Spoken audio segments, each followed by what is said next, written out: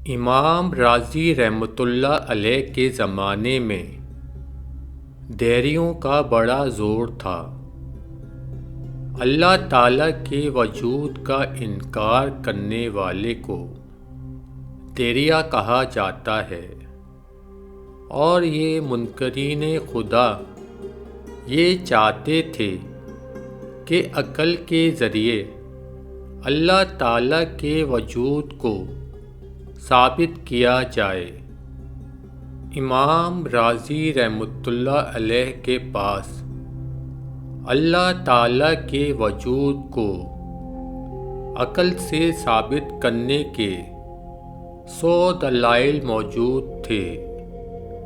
جب کسی دیریے سے مناظرہ فرماتے تو بس 10-15 دلائل کے ذریعے ہی اس کو شکست دیا کرتے تھے۔ اتفاق سے ایک بزرگ کی زندگی میں امام راضی رحمۃ اللہ علیہ کے انتقال کا وقت قریب آ گیا۔ انتقال کے وقت شیطان آپ کے سرہانے آ کر بیٹھ گیا۔ اللہ تعالی ہم سب کو محفوظ رکھے، آمین۔ شیطان نے آ کر امام راضی رحمۃ اللہ علیہ سے کہا، بتاؤ اللہ کا وجود ہے یا نہیں؟ امام راضی رحمۃ اللہ علیہ نے فرمایا کہ کیوں نہیں؟ شیطان نے کہا کہ تمہارے پاس کیا دلیل ہے؟ امام راضی رحمۃ اللہ علیہ نے ایک عقلی دلیل پیش کی۔ شیطان نے اس دلیل کو توڑ دیا۔ امام راضی رحمۃ اللہ علیہ نے دوسری دلیل دی۔ شیطان نے اس کو بھی توڑ دیا۔ امام راضی رحمۃ اللہ علیہ نے تیسری دلیل دی۔ شیطان نے اس کو بھی توڑ دیا۔ اس طرح 10 دلیلیں دیں۔ شیطان نے ان سب کو توڑ دیا۔ اب امام راضی رحمۃ اللہ علیہ دلائل پر دلائل دیتے چلے جا رہے تھے، اور شیطان ان کو توڑتا جا رہا تھا۔ جب 60-70 دلیلیں پیش کر دیں اور شیطان نے ان سب کو توڑ دیا تو امام راضی رحمۃ اللہ علیہ کو بڑی فکر اور تشویش ہوئی کہ یہ کون شخص ہے جو میری ہر دلیل کو توڑ رہا ہے اور میری ہر دلیل کا ایسا جواب دے رہا ہے، مجھے لاجواب کر دیتا ہے۔ اگر خدا نہ خواستہ اسی رفتار سے یہ جواب دیتا رہا تو ذرا سی دیر میں میرے دلائل کا ذخیرہ ختم ہو جائے گا، اور جب میرے پاس دلائل کا ذخیرہ ختم ہو جائے گا تو اس کا مطلب یہ ہوگا کہ اللہ تعالیٰ کے وجود میں عقلاً مجھے شبہ ہو گیا، اور یہ میرا آخری وقت ہے۔ اگر اس آخری وقت میں اللہ تعالیٰ کے وجود میں شبہ ہو گیا تو میرا خاتمہ بھی خراب ہو جائے گا۔ چنانچہ امام راضی رحمۃ اللہ علیہ یہ سوچ کر اور پریشان ہو گئے، یہاں تک کہ آپ نے 99 دلیلیں دیں اور شیطان نے وہ 99 دلیلیں توڑ ڈالیں۔ اب امام راضی رحمۃ اللہ علیہ پسینہ پسینہ ہو گئے اور گھبرا گئے، یہ کیا ماجرا ہے؟ اب دیکھیے کہ چونکہ کچھ عرصے تک ایک بزرگ سے تعلق رہا تھا، اس لیے وہ تعلق کام آیا، اور اس وقت اللہ تعالیٰ نے ان بزرگ پر امام رازی رحمۃ اللہ علیہ کی اس گھبراہٹ اور پریشانی کی کیفیت کو منکشف فرمایا۔ اس وقت وہ بزرگ اور شیخ وضو فرما رہے تھے، ان کے ہاتھ میں ایک لوٹا تھا۔ اس حالت میں وہ لوٹا انہوں نے زمین پر مارا اور کہا، اے رازی، یوں کیوں نہیں کہہ دیتا کہ میں اللہ تعالیٰ کو بغیر کسی دلیل عقل کے مانتا ہوں۔ اللہ تعالیٰ نے ان بزرگ کے وہ الفاظ امام رازی رحمۃ اللہ علیہ کے کان میں پہنچا دیے۔ جب ان بزرگ کی آواز امام رازی رحمۃ اللہ علیہ کے کان میں آئی کہ اے رازی، یوں کیوں نہیں کہہ دیتا کہ میں اللہ تعالیٰ کو بغیر کسی دلیل عقل کے مانتا ہوں، امام رازی نے فوراً الفاظ اپنی زبان سے کہہ دیے۔ بس یہ کہنا تھا کہ شیطان فوراً وہاں سے اٹھ کر بھاگ گیا، اس لیے اس دلیل کا کوئی جواب نہیں، اس دلیل کو کوئی توڑ نہیں سکتا کہ میں بلا دلیل اللہ تعالیٰ کو مانتا ہوں، آخرت کو مانتا ہوں، اور جنت و دوزخ کو مانتا ہوں۔ بس یہ الفاظ کہے اور اس کے بعد آپ رحمۃ اللہ علیہ کا انتقال ہو گیا، اور نیک تعلق کی برکت سے اللہ تعالیٰ کا فضل ہوا اور آپ کا خاتمہ ایمان پر ہو گیا۔ مدائن ایران کے بادشاہوں کا پایا تخت اور ہیرے جواہرات کا مرکز تھا۔ گزشتہ کئی سالوں سے یہ شہر عجم کے پوشیدہ خزانوں کا محافظ تھا۔ بڑی مقدار میں بیش بہا مال غنیمت اس شہر میں ایک مخصوص شخص کے حوالے کر دیا جاتا تھا۔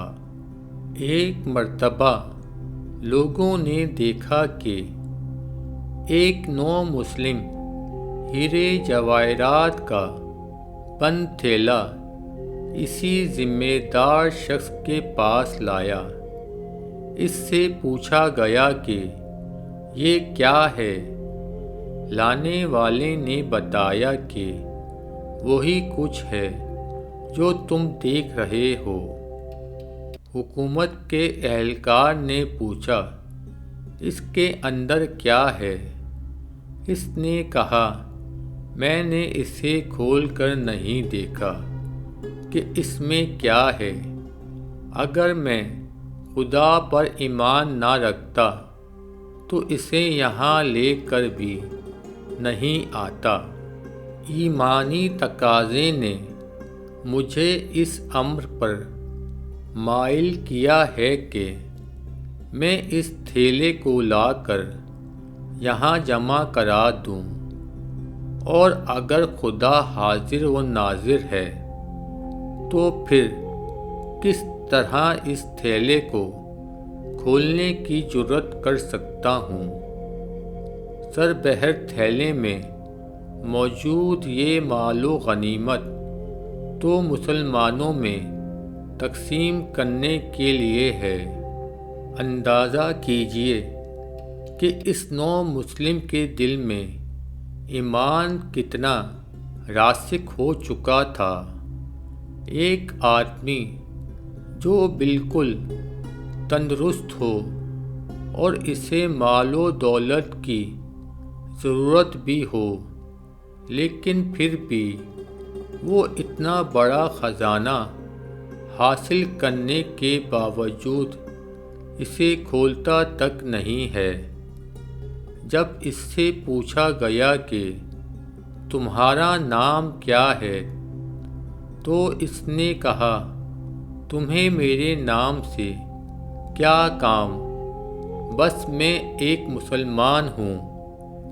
حکومت کے ذمہ دار شخص نے کہا، میں اس کا اندراج کرنا چاہتا ہوں کہ تم نے یہ خدمت انجام دی ہے اور تمہارے لیے اس میں سے کچھ معین ہونا چاہیے۔ نوجوان نے کہا، میں نے یہ تھیلا اپنی تعریف و توصیت کے خاطر تمہارے حوالے نہیں کیا، دراصل یہ میرا اور خدا کا معاملہ ہے۔ میں تم سے کوئی معاملہ نہیں کر رہا، اور جب میں یہ معاملہ خدا سے کر رہا ہوں تو وہ اپنے قبضۂ قدرت سے میرا حصہ معین فرمائے گا۔ میں اتنا کم ہمت نہیں ہوں کہ تم سے ایک تعریف اور شاباش کے خاطر کوئی معمولی سودا کر لوں۔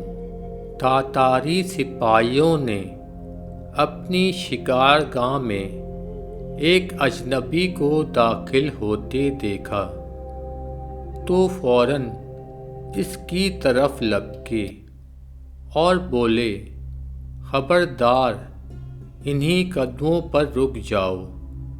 کیا تمہیں معلوم نہیں ان اطراف میں داخل ہونا منع ہے؟ یہ تاتاری سردار کی شکارگاہ ہے۔ معلوم نہیں تھا، اجنبی نے جواب دیا۔ اسے سردار کے سامنے لے چلو، جو وہ حکم دیں گے کریں گے۔ ایک نے کہا۔ سپاہی اس اجنبی کو ساتھ لے گئے، تاتاری سردار کے پاس پہنچے اور اسے اجنبی کے بارے میں بتایا کہ اس سے کیا غلطی ہوئی ہے۔ تاتاری سردار اس وقت اپنے کتے کو گوشت کھلا رہا تھا، پتہ نہیں کس خیال میں تھا۔ اجنبی کی طرف دیکھ کر بولا، تم اچھے یا میرا کتا اچھا؟ اجنبی نے پرسکون آواز میں جواب دیا، اگر میں ایمان کی حالت میں اس دنیا سے رخصت ہوا تو میں اچھا، ورنہ یہ کتا مجھ سے بہتر ہے۔ سردار یہ بات سن کر چونکا، کچھ دیر سوچتا رہا، پھر بولا، اس وقت میں ولی عہد ہوں، جب مجھے تاج و تخت مل جائے تو میرے پاس آنا، اس وقت میں اسلام قبول کر لوں گا۔ یہ اجنبی شخص جمال الدین تھے۔ ان کی ایک نظر نے تاتاری سردار کی کایا پلٹ کر رکھ دی تھی۔ شیخ جمال الدین اس کے بادشاہ بننے کا کئی برس تک انتظار کرتے رہے، لیکن اس کے بادشاہ بننے کا وقت نہ آیا، یہاں تک کہ ان کا آخری وقت آن پہنچا۔ انہوں نے اپنے بیٹے کو بلا کر وصیت کی، امیر تیمور تغلق جب بادشاہ بنے تو تم اس کے پاس جانا اور اس کا وعدہ یاد دلانا۔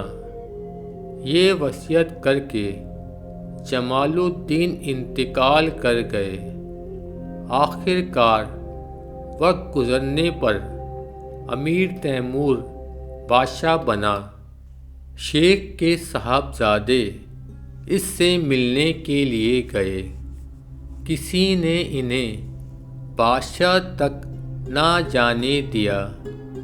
جب کسی طرح ملاقات نہ ہو سکی تو انہیں ایک تدبیر سوجھی۔ انہوں نے امیر کے محل کے قریب کھڑے ہو کر بلند آواز سے فجر کی اذان دی۔ اذان سے امیر کی آنکھ کھل گئی۔ بہت غصے ہوا۔ حکم دیا نیند میں خلل ڈالنے والے کو پکڑ لاؤ۔ اس طرح وہ ان کے سامنے پہنچنے میں کامیاب ہوئے۔ امیر نے ایسا کرنے کی وجہ پوچھی۔ انہوں نے اس کا وعدہ یاد دلایا۔ امیر تیمور کو برسوں پہلے کیا ہوا وعدہ یاد آیا۔ وہ فوراً مسلمان ہو گیا۔ اس کے ساتھ اس کے بہت سے فوجی اور درباری بھی مسلمان ہو گئے۔ اس طرح تاتاریوں پر اسلام کا دروازہ کھلا۔ پرانے زمانے کی بات ہے۔ بادشاہ سلامت کا دربار لگا ہے۔ حاجت مند قطار اندر قطار پیش ہو رہے ہیں۔ بادشاہ ہر ایک کی درخواست پر حاجت مند کی خواہش کے مطابق حکم دے رہا ہے اور ڈھیروں دعائیں سمیٹ رہا ہے۔ اتنے میں ایک سوداگر حاضر ہوتا ہے۔ وہ بادشاہ کی خوشنودی کے خاطر چند غلام لایا ہے۔ بادشاہ سے غلام پیش کرنے کی اجازت طلب کی جاتی ہے۔ وہ فوراً منظور کر دیتا ہے۔ سوداگر چند لمحوں میں غلاموں کو لے کر پیش ہوتا ہے۔ باری باری ایک ایک غلام کو پیش کیا جاتا ہے اور اس کی نمایاں اور قابل ذکر خوبیاں بیان کرتا ہے۔ بادشاہ سلامت کے روبرو جب سب غلام پیش ہو چکے ہوتے ہیں تو بادشاہ نے پوچھا، کیا ان غلاموں کے علاوہ بھی کوئی اور غلام ہے؟ سوداگر جواب دیتا ہے، رب کائنات آپ کے اقبال کا سورج ہمیشہ بلند رکھے۔ دراصل ایک اور غلام باہر موجود ہے، مگر وہ آپ کے قابل نہیں۔ بادشاہ حکم دیتا ہے اس غلام کو پیش کیا جائے۔ غلام فوری طور پر شاہی دربار میں حاضر کیا جاتا ہے۔ وہ ادب سے سر جھکا کر سلام پیش کرنے کے بعد ہاتھ باندھ کر کھڑا ہو جاتا ہے۔ بادشاہ اس سے پوچھتا ہے، تمہارا نام کیا ہے؟ وہ جواب دیتا ہے، غلام کو جس نام سے چاہیں یاد فرما لیں، غلام تو غلام ہی رہتا ہے۔ بادشاہ پوچھتا ہے، کھانے میں کیا پسند کرتے ہو؟ غلام جواب دیتا ہے، مالک کی مرضی، جو کھلا دے وہی میری پسندیدہ غذا ہے۔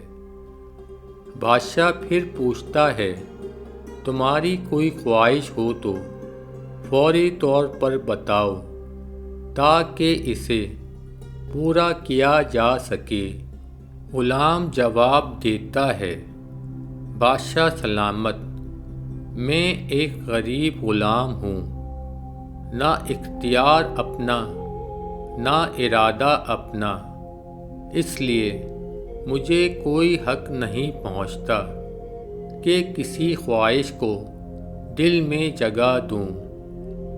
غلام کی یہ جوابات سن کر بادشاہ وقت حضرت ابراہیم بن ادھم رحمۃ اللہ علیہ ایک نعرہ مارتے ہیں اور بے ہوش ہو جاتے ہیں۔ کچھ دیر بعد ہوش میں آتے ہیں تو دیکھتے ہیں کہ اسی طرح غلام ہاتھ باندھے کھڑا ہے۔ آپ اپنے آپ سے مخاطب ہو کر فرماتے ہیں، اے ابن ادھم، افسوس تو بھی اپنے رب کی غلامی کا دعویٰ کرتا ہے، لیکن تیرا نام و مقام اس غلام سے بھی بدتر ہے۔ تجھ سے تو یہ غلام بہتر ہے جس نے سارے اختیارات اپنے مالک کے سپرد کر دیے ہیں، لیکن تو سارے اختیارات اپنے پاس رکھتا ہے۔ آپ رحمۃ اللہ علیہ کے سپہ سالار کے کھانے کا خرچ روزانہ 1000 درہم ہے۔ حضرت عمر بن عبدالعزیز رحمۃ اللہ علیہ کو یہ خبر ملی تو آپ کو بہت رنج ہوا۔ دکھ بھرے لہجے میں بولے، افسوس، جس رقم پر مسکینوں، بیواؤں اور یتیموں کا حق ہے، اسے سپہ سالار اس بے دردی سے اڑا رہا ہے۔ آپ رحمۃ اللہ علیہ بہت انصاف پسند تھے، سادہ مزاج تھے اور ایک آدمی کی طرح زندگی بسر کرتے تھے۔ آپ نے اپنے سپہ سالار کے نام خط لکھا، تم سے کچھ کام ہے، کل دوپہر کا کھانا میرے ساتھ کھاؤ۔ آپ رحمۃ اللہ علیہ نے اپنے خادم کو چند لذیذ کھانے تیار کرنے کا حکم دیا، ساتھ ہی جو کا دلیا بھی بنوایا۔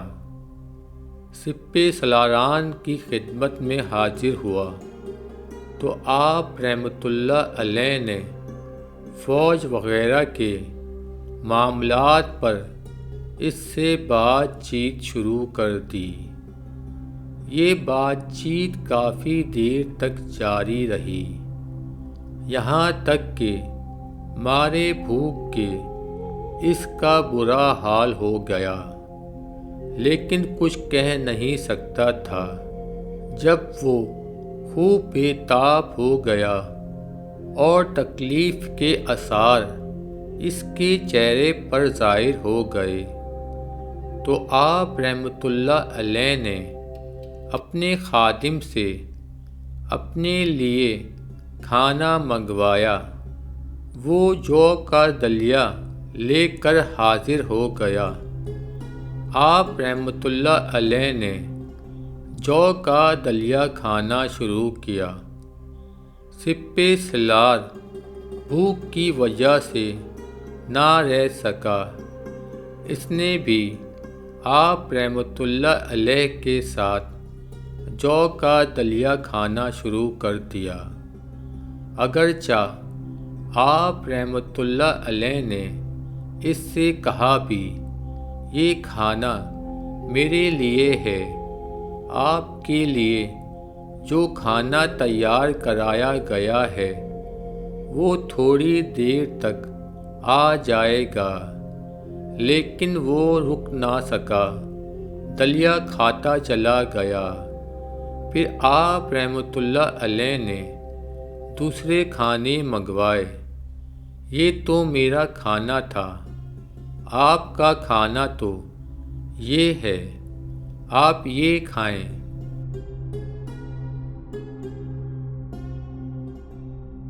یہ سن کر سپہ سالار نے کہا، میں تو دلیا کھا کر ہی سیر ہو چکا ہوں، اب تو ایک لقمے کی بھی گنجائش نہیں۔ اس پر حضرت عمر بن عبدالعزیز رحمۃ اللہ علیہ نے فرمایا، جو کہ اس دلیے پر مشکل سے 1 دھرم خرچ آیا ہے، اگر تم 1 دھرم کے دلیے سے سیر ہو سکتے ہو تو کھانوں پر 1000 دھرم روزانہ کیوں خرچ کرتے ہو؟ یہ 1000 دھرم اگر غریبوں پر خرچ کرو تو صرف دنیا میں ہی نہیں، آخرت میں بھی تمہیں فائدہ پہنچے گا۔ ساری بات سپہ سالار کی سمجھ میں آ گئی، اس کا سر شرم سے جھک گیا۔ اس نے ساری زندگی سادگی کے ساتھ بسر کرنے کا پکا عہد کر لیا۔ سنو بھائی، کیا تم یہ گھوڑا فروخت کرنا چاہتے ہو؟ انہوں نے بازار سے گزرتے ہوئے ایک گھوڑے والے کے پاس رک کر کہا، جی ہاں، یہ گھوڑا برائے فروخت ہے، لیکن میں پہلے اس گھوڑے کا امتحان لوں گا۔ اگر امتحان میں پورا اترا تو گھوڑا خرید لوں گا۔ ٹھیک ہے، آپ گھوڑے کا امتحان کر لیں۔ انہوں نے گھوڑا ایک سوار کے حوالے کیا اور اس کا امتحان کرنے کا حکم دیا۔ سوار گھوڑے کو لے گیا۔ آزمائش کے دوران گھوڑے کو ٹھوکر لگی، وہ زخمی ہو گیا، اس کی کھال پر داغ لگ گیا۔ گھوڑا آزمائش پر پورا نہ اترا تو انہوں نے وہ گھوڑے کے مالک کو واپس کرنا چاہا۔ گھوڑے کے مالک نے جب دیکھا کہ گھوڑا داغی ہو گیا ہے تو اس نے واپس لینے سے انکار کر دیا اور بولا، دیکھیے جناب، میں نے گھوڑا اس حالت میں آپ کو نہیں دیا تھا، اب یہ داغی ہو گیا ہے، لہٰذا واپس نہیں لوں گا۔ اس پر انہوں نے کہا، لیکن گھوڑا آزمائش کے دوران داغی ہوا ہے، میں نے آزمائش کی اجازت دی تھی، یہ نہیں کہ آپ اسے داغی کر دیں گے۔ بات بڑھ گئی، آخر طے پایا، شریک بن حارث رضی اللہ تعالی عنہ سے فیصلہ کرا لیتے ہیں۔ گھوڑے والے نے یہ بات منظور کر لی۔ شریک اس وقت لوگوں کے درمیان فیصلہ کرنے میں بہت مشہور تھے۔ یہ واقعہ حضرت عمر رضی اللہ تعالی عنہ کا ہے۔ وہ اس وقت مسلمانوں کے خلیفہ تھے۔ گھوڑا بھی امتحان کے لیے انہوں نے ہی لیا تھا۔ شریک رحمۃ اللہ علیہ نے دونوں کی بات غور سے سنی اور پھر یہ فیصلہ سنایا، اے امیر المومنین، جو گھوڑا آپ رضی اللہ تعالی عنہ نے خریدا تھا اسے رکھ لیجئے، یا جس حالت میں خریدا تھا اسی حالت میں ہی واپس کیجئے۔ گھوڑے کا امتحان لینے کا یہ مطلب نہیں کہ آپ اسے داغی کر کے واپس کر دیں۔ یہ فیصلہ وقت کے عظیم حکمران کے خلاف تھا۔ آپ رضی اللہ تعالی عنہ 22 لاکھ مربع میل کے حکمران تھے۔ قیصر اور کسریٰ آپ رضی اللہ تعالی کا نام سن کر کانپتے تھے، لیکن قاضی شریح بن حارث رضی اللہ تعالی عنہ آپ رضی اللہ تعالی عنہ کے خلاف فیصلہ دیتے ہوئے ذرا نہ گھبرائے۔ دوسری طرف حضرت عمر رضی اللہ تعالی عنہ ان کا فیصلہ سن کر بہت خوش ہوئے اور شریک رضی اللہ تعالی عنہ کو کوفے کا قاضی مقرر فرما دیا۔ قاضی شریح رضی اللہ تعالی عنہ نے اپنا فرض بہت خوبی سے نبھایا۔